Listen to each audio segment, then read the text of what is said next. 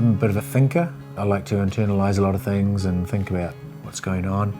And I've always been looking and interested in religion and spirituality and finding my own path. Open to anything. Rastafarian, what does that mean? Hey, let's look into it a bit. Lots of different things, but ended up essentially, if anyone were to ask, I'd say I'm a Taoist. And it just essentially fitted me the best as far as where I was in a spiritual world and where I was in my heart and all the rest of it. I grew up in a Presbyterian household. Church for me was really good growing up, and I think it has a good foundation. So my wife and I basically said, why don't we go to church for our kids? So we did.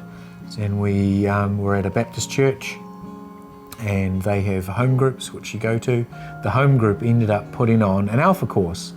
I wasn't looking for anything. I was completely happy with where I was. I'm just open to ideas and wanted to find out a little bit more. And my goal through Alpha was to prove it wrong. In my opinion, I passed the course by completing the course and not becoming a Christian, because that's how I felt going into the course. That's what it was. It was a course to turn me into a Christian or to sign me up to something, and it's not. After the Alpha course, we were still going to church, still going to the home group and that sort of thing.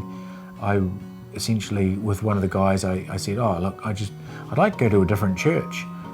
Just to see what it was like. And there was that moment in church with my friend that went from my head to my heart, and I understood.